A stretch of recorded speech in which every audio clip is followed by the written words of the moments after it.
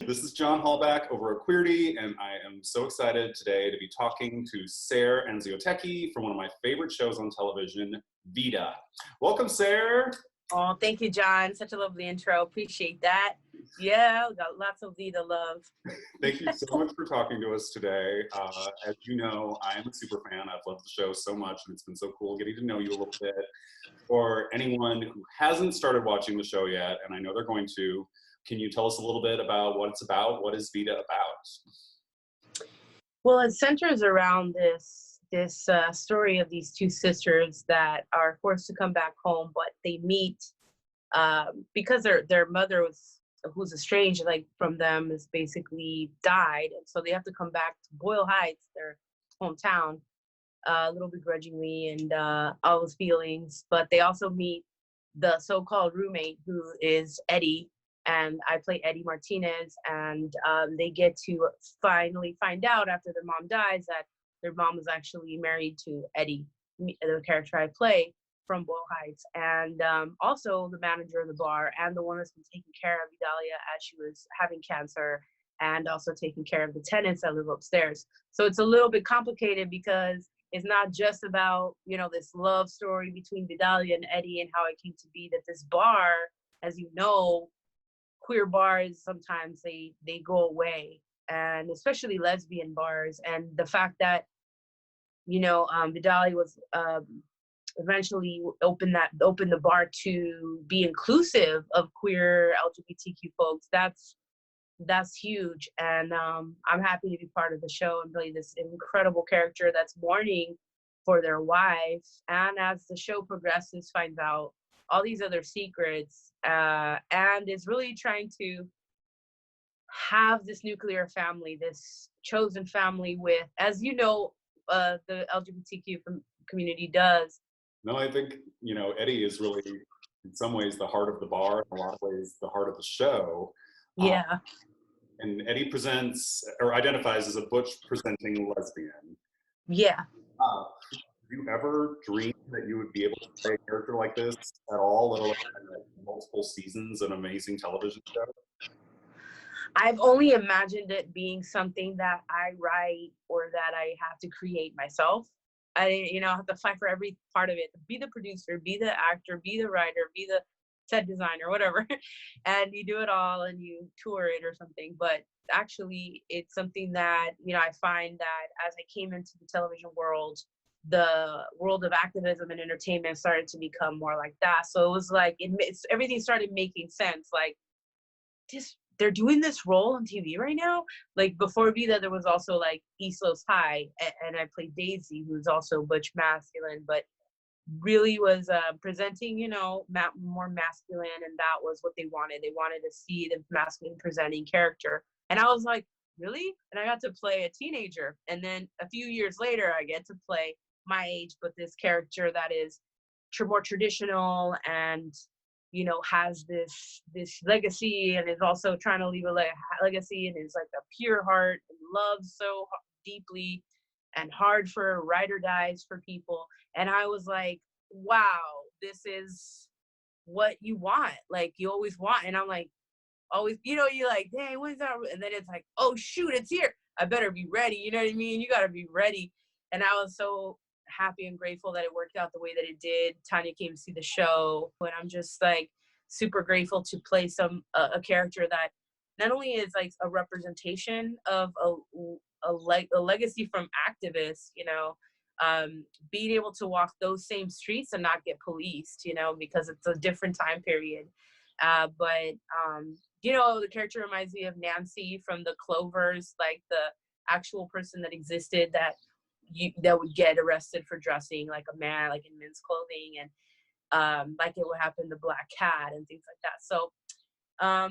So it's like a wonderful, like, part of a LGBTQ like legacy. Have you had any like particularly memorable interactions with fans, or heard from people who've really like fallen in love with the show? Oh my gosh, yeah. I mean, I love it when people send me messages like saying, hey, I can relate to your character, and they tell me why. And you would never, how when you look at Eddie, you assume something about Eddie just the same way as you could assume that that person's not going to understand what this character's going through. But it's such a humanized character and so much humanity that everybody that has gone through a heartbreak like that can relate to. So I love it when people tell me how they relate to the character. And just like seeing, like, I love like folks that are like non-binary telling me like that they finally have a representation being Latinx.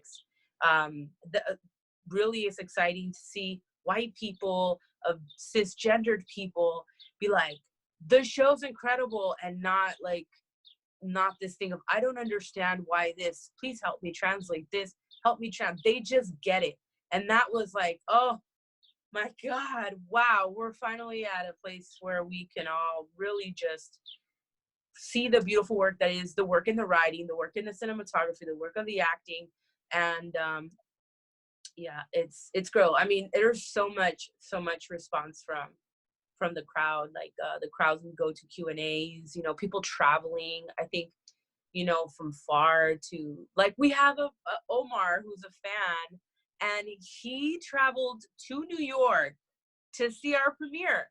And he was like, you know, just like, I remember seeing him, and I just was like doing interviews on the carpet. And, you know, when you're on a roll, it's sort of like, you're like, wait, am I on Instagram right now, or am I in real life? You're like, wait, oh no, this is like an interview right now on a red carpet. I'm not trying to swipe right, you know, or swipe like, oh, you know. And that was like, you know, and coming at a, you know, early panel or whatever, and saying how much he loves the show and how much it inspired him to go to Cuba and follow his dream of doing this documentary. And I was like blown away, because that's the best thing you can do too, is part with your art is inspire, you know, and create that ripple effect of, you do it too, you know. We've been told no so many times, so. Looking back on the last 3 seasons, do you have a favorite day on set or a favorite episode that really stands out for you? Oh my God. Well, I think the first thing I think about is in season 1 is the flan scene and the memorial scene, the memorial in the bar, and the flan scene. The flan scene is the second episode, and that's hilarious because, like, we shot that at 1 a.m. and as an actor, I made a mistake and I forgot to say non-dairy. And I was like, literally did so many takes of eating the different, like the one flan that I think I gained 10 pounds by the next week. I was literally like, okay, telling the camera person, that operator, that, you know, hey, I'm gonna need a bucket. I might go right there, because it's also 1 a.m. and you were working and you get kind of tired. So you're like kind of trying to rest in between, close your eyes. You're like, look, I'm just letting you know right now. And then the other one was a memorial scene, because we were shooting the first episode with Raul Alonso Palacios, who's the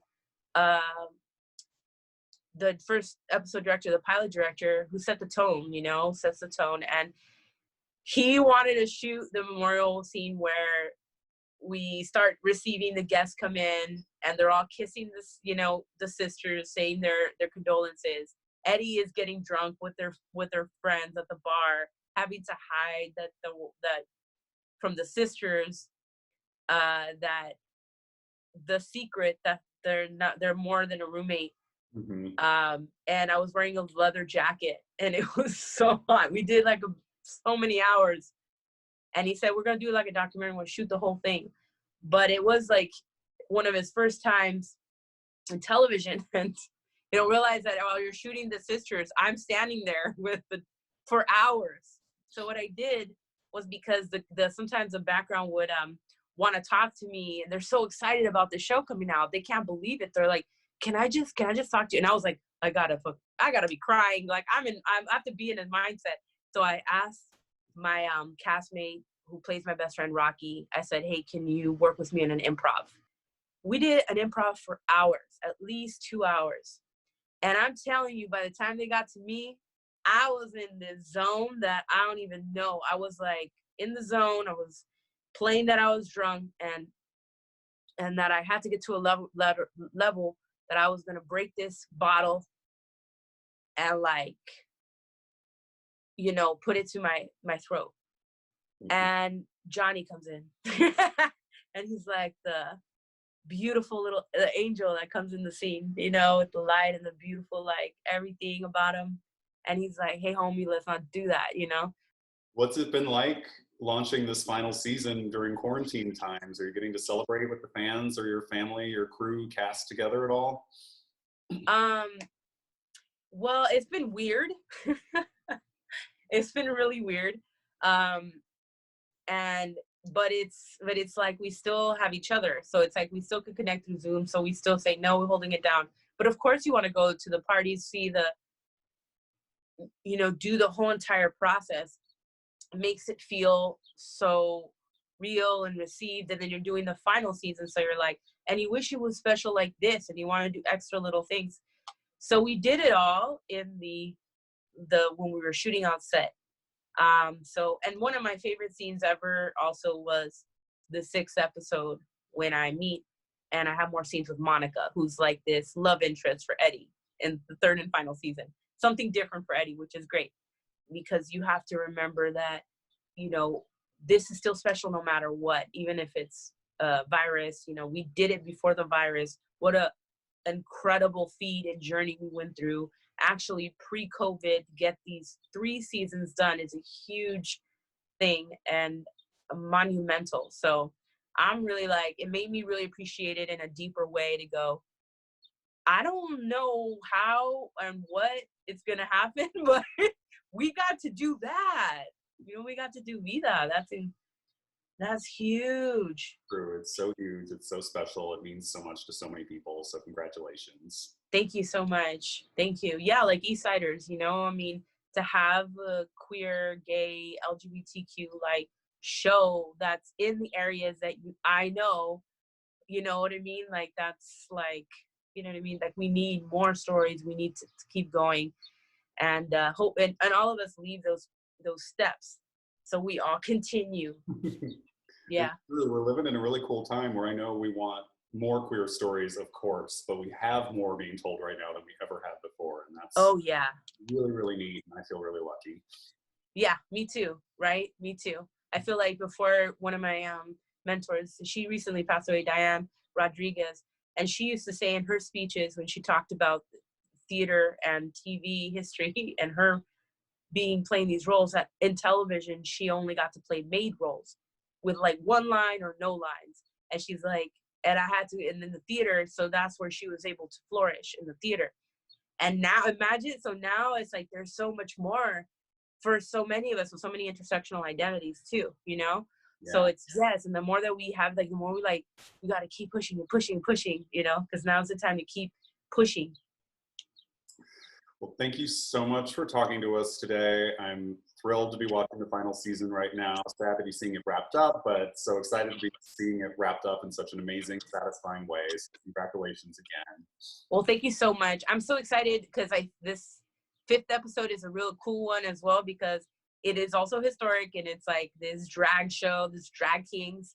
And I'm like, they look so good. And it's like hilarious and very like poignant at the same time. So is the 5th one, and then the last episode is the following Sunday. See y'all, you know, from the small screen Vida.